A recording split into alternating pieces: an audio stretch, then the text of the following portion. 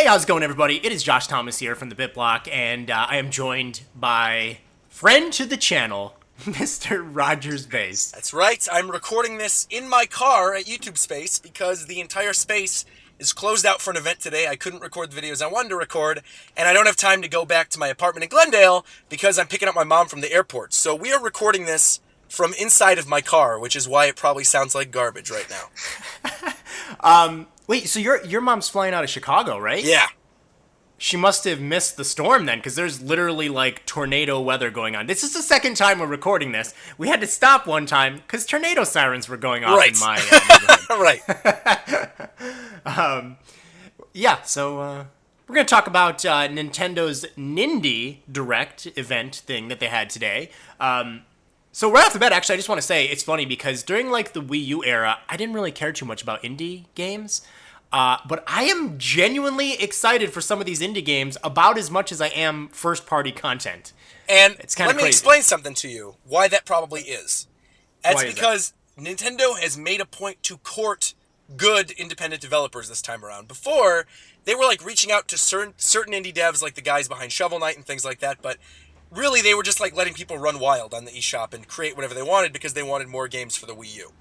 Now it's like they're curating the lineup of eShop indie games, and almost all of them look interesting to me. So, yeah, I mean, this is a step in the right direction, I feel.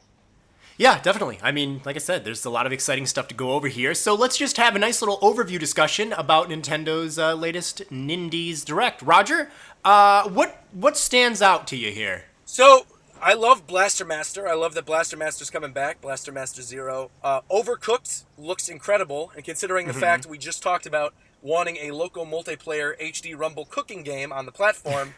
Look at that, Josh. We got our wish. Got our wish. But the thing that I am most excited for out of everything that was revealed, despite really not liking the character designs that much, is I think Wargroove, that new Advance Wars looking game that takes place in medieval times, that's right up my alley. And if I can get over the characters looking weird, and I probably can because the sprites at least look cute, and the map design looks amazing. I mean, it literally looks like a medieval Advance Wars game. And you guys know I've been wanting a new Advance Wars game for a very long time. So that really got me excited seeing that this morning. And that does totally look like Advance Wars. So, and like I'd mentioned earlier, it is weird how, like, some of the stuff we were hoping for in the previous discussion actually kind of is coming true in, like, a little bit of a different way, but, you know, totally coming true. Absolutely. So I'm very excited about that. Just a couple of them that stood out to me. I've been singing the praise of Snake Pass for a few weeks now. I think Snake Pass looks great. I'm really excited about that. March 28th. Like you said, Overcooked, I think looks super, super cool. That seems like the type of, like, couch multiplayer game that's going to be a ton of fun to play with friends or family or whatever. And I like the fact that it's like a 3D game. I find that I'm, like, more excited when I see indie games that have, like, 3D models or just, like, different art styles and stuff. Fast RMX looks like it's basically an indie version of F-Zero. They actually have the F-Zero announcer for that game, so... They do, from F-Zero GX, yeah, so you can tell. It's basically F-Zero, yeah. It's F-Zero, yeah, without Captain Falcon. I think Nintendo just needs to let them make F-Zero already. But, honestly, I don't know why they don't. Just license it out. They're not going to be doing anything with it anyway, so... Right. So yeah, Fast RMX stood out to me as well. And yeah, there's a lot of really cool stuff. Let's just kind of go down some of the list here, and we can just talk about it briefly or whatever. So SteamWorld Dig 2. Thoughts on that? Cool. I mean, I never played the original. I've heard good things, but I'm glad we're getting a sequel. I actually played the original on my flight to LA to come to your house for E3. Really? Yeah, and I got stuck, so I quit. But hopefully don't get stuck this time around. I won't get stuck this time. Yeah. But yeah, it was a pretty fun game. It's kind of like a Metroid-ish style game in a way, even though it might not seem like it at first. That's how the developers even described it this morning on the Direct. They mentioned that it's in the style of Metroid. And I was like, that seems interesting that they're bringing that up when they know how badly people want Metroid. It's a good idea to do that. But yeah, I really love the art style that we've seen from that so far as well. It has kind of like an Aztec jungle kind of vibe to it, and I really like that look. I actually like that more than the steampunk look that kind of the original one had. Oddly enough, I don't really like steampunk design. I don't really like the look of that. So this, I think, is already looking more interesting just from its setting perspective. Yeah, So yeah, it looks good. I think it's pretty cool. We talked about it briefly, but Fast RMX from Shin'en Multimedia. We both said that's a cool game. It's basically F-Zero. That's a really pretty looking game too. Yeah, I mean, graphically, all their games have always looked good. I think Shin'en, they're the ones who made that Jet Rocket game on Wii too, right? Yeah, on the Wiiverse service. Yeah, and that game looked really, really good for the time. Mm-hmm. They use a lot of like shaders and modern, stuff like that in their engine. So I think, they're just always. I think they're one of the most ambitious indie developers that I've ever played games from. Oh yeah. So, and that's a launch day game, by the way. Fast RMX. Oh, I know. My launch is looking crazy because I already have Breath of the Wild on 1-2 Switch because they sent it to me. And then Play Asia is sending me Super Bomberman. And then the other three that I'm probably just going to have to get myself are Snipper Clips, Fast RMX, and then I'll probably get Snake Pass too, because that comes out right at the very end of March, right? Mm-hmm. So I think that's a pretty good first 6 games for the system. Yeah, totally. Yooka-Laylee? Yep. Thoughts on Yooka-Laylee? I mean, I love Yooka-Laylee. I'm very excited to play it. I kept my Kickstarter thing. I just changed it from Wii U to Switch. I didn't refund it like you did. Just because I knew I wanted to eventually play it on Switch. It just feels like a Nintendo game. Like sort of like how you say you don't like to play Splatoon unless it's summertime. I don't want to play a 3D platformer that looks like Yooka-Laylee unless it's on a Nintendo system. So yeah, I can totally see that. Yeah. So that's how I feel about that. It gives me hope that they said it's coming very soon, because I was afraid that it might be coming in like November. So here's hoping that at the very latest it comes like around June. There were contradicting statements, though. They did say very soon in the like Nindies showcase, but then I can't remember. There was another source that said coming later this year or something, which was kind of like, wait, later this year makes me think like almost holiday season. That would suck. That would suck. Yeah. See, that's for me. That's kind of the way I feel about Yooka-Laylee right now. I feel like this is a game that was, I would say, the majority of it was funded by people who want to play it on a Nintendo system. Yeah. Because they have the nostalgia for the Rareware days and stuff. And I kind of feel like, man, it sort of sucks because, like, we didn't get it on Wii U, and I'm fine with that. I don't want it on the Wii U, but still, there are some people that might not have a Switch right away and want it on a Wii U. And then it's like, now with the Switch, I don't even think it's going to be coming in April, and there's not a physical version announced. And it's just, I don't know. I think they have their work cut out for them, I think, as far as, like, really appeasing Nintendo fans. I think they need to show us a little bit more love and respect. I like them. I'm rooting for them. I love big adventure games, but I do think they're kind of getting a wonky start here with Nintendo fans. So hopefully Yooka-Laylee will be like April or May, for the Switch. Hey, but a game that looks like an old classic Rare game with a composer that also worked for Rare, Snake Pass, that's coming. And that looks amazing. Yeah. So Snake Pass is, like I said, that's one of the games I'm most looking forward to. It's got David Wise doing the music for it. It's a very unique concept of playing as a snake character and slithering around to platform and stuff and coiling yourself around these bamboo poles, and there's a lot of collectibles. There's a bunch of levels and themes. It just looks really cool, and it looks like there's just so much effort put into it. And I think it's one of the best indie games that I've actually seen on a Nintendo system. Yeah. I don't think there's multiplayer. For some reason, I thought there was. I was going to say, I think there's multiplayer, but they haven't on talked Snake about Pass it. or on what on game? Snake Pass. Oh, yeah, I don't think there is. Yeah.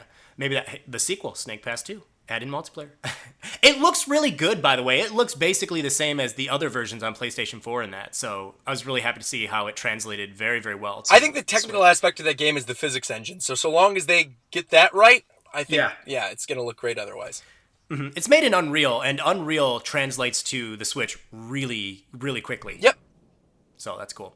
Overcooked is a game that you and I are excited about. That is such a cute, fun game. I mean, again, we already talked about that. But yeah, I guess it's already out on other systems or on PC. Or a PC or something. Yeah, it's definitely on Steam because I looked on their Twitter and they mentioned that they had a holiday DLC pack or something. So I mean, that looks like the perfect couch co-op, couch multiplayer game. It looks like so much fun.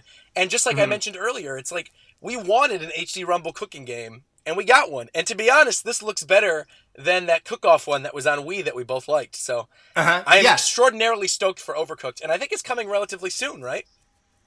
I believe so, yeah. I mean, it's already on PC and stuff. I'm really curious if we'll get the expansion DLC that they put on Steam, like the holiday pack or whatever. Maybe around Christmas time, probably. Yeah, or if they'll sell that to us separately or how they're going to do that. But yeah, it looks really cool. I like how there's even boss battles in it.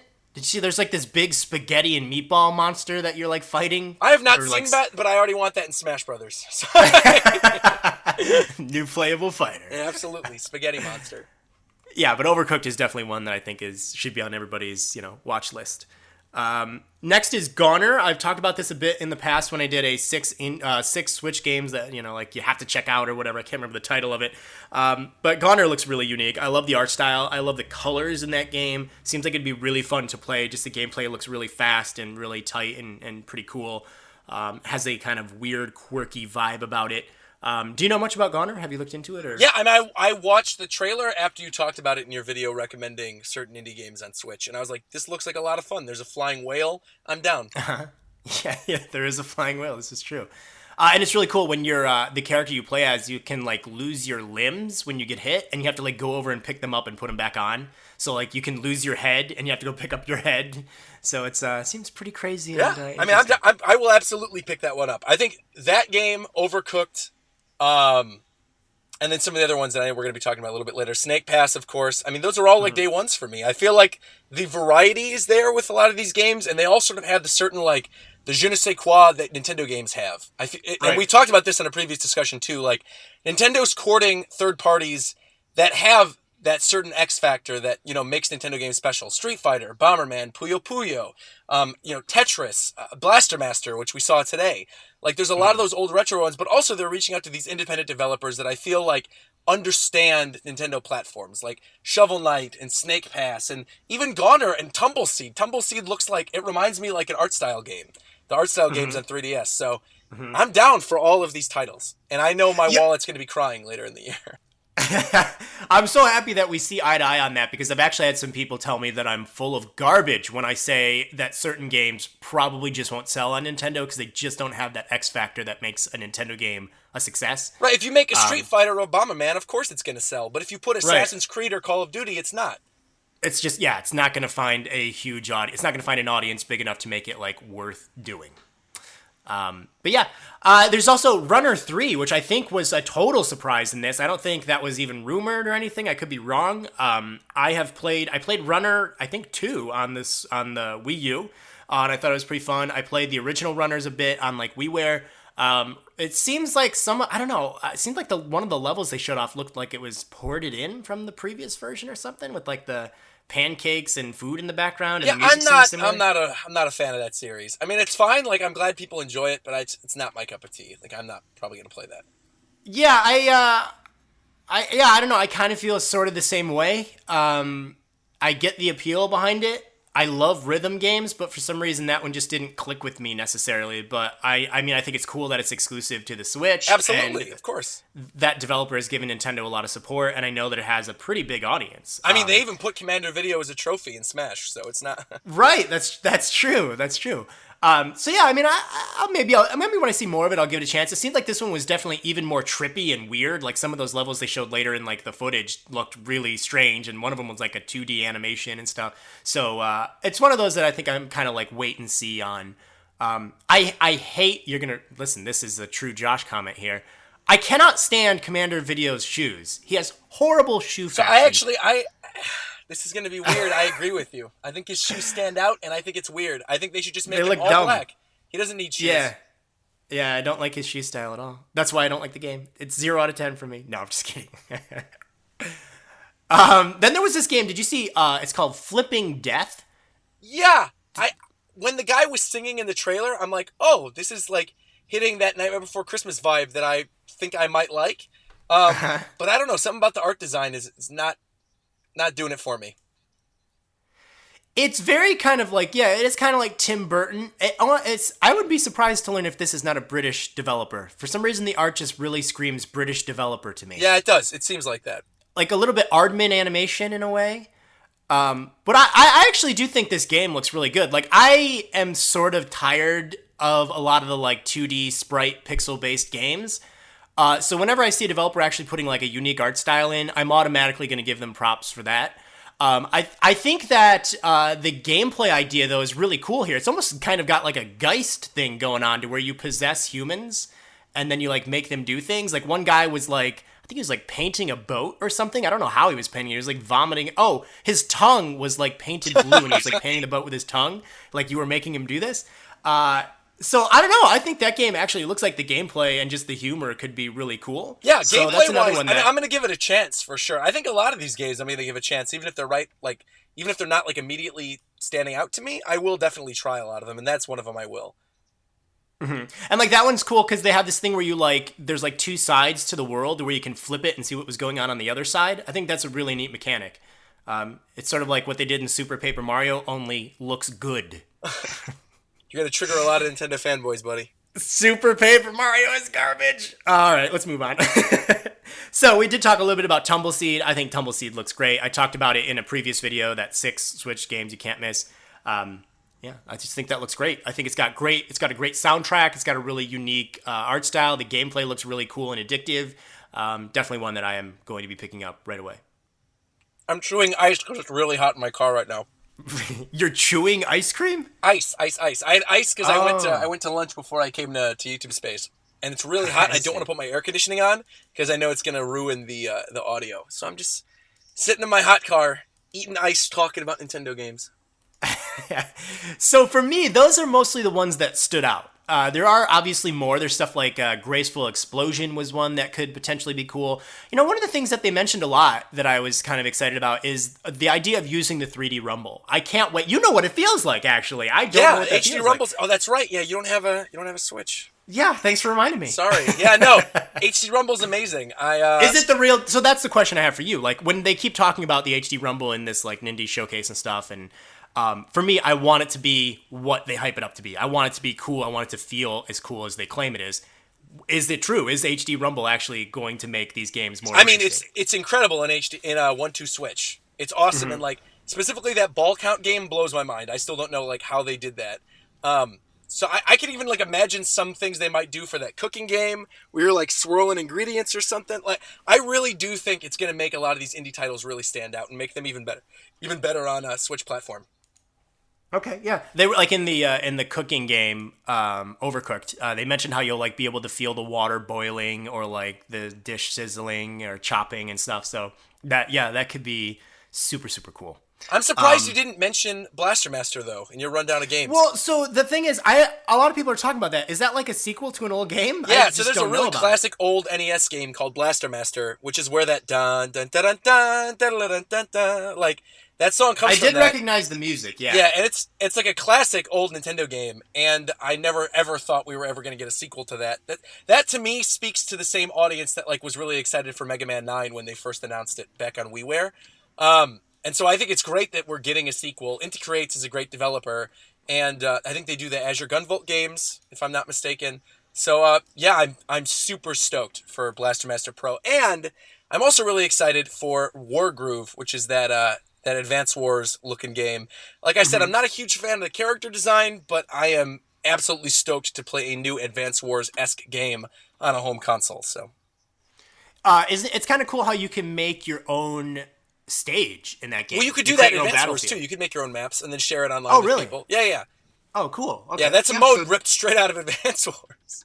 Everything in the game, the capture menu, the way that like the bullets and stuff, not bullets in this game, it's like dragon fire or whatever, but the way it transitions to the other screen where you see the other team getting attacked, like it is 100% Advance Wars.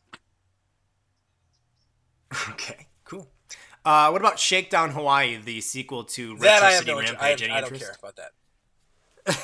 Yeah. See, that for me kind of falls in that whole thing of like, okay, I'm kind of getting tired of pixelated stuff. I don't know, maybe I feel bad, but not really. I mean, I'm sure there are plenty of people that will love it. I'm kind of in the same vein as you. I feel like it was cool when Shovel Knight did it, and other developers have done neat things with it, but I'm done with it now. Yeah, I mean, just for me, like, just by default, without thinking about it, my natural feeling when I see those is I'm just instantly bored when it's just kind of a typical thing. Whereas, like, when I see something like Overcooked or Snake Pass or even like Tumbleseed... so there was one game that was pixely that looked really neat in this that I think was a new game. The girl with the afro, what's the name of it? Oh, I know which one you're talking about. That looks fun. I want to play that. That looks cool. Yeah, and then there was another one where they were like on horses or something, and it had like a neat reflection in the water. I don't remember. The game you were talking about is Dandara? Oh, Dandara, yeah. Dandara, yeah. Yeah.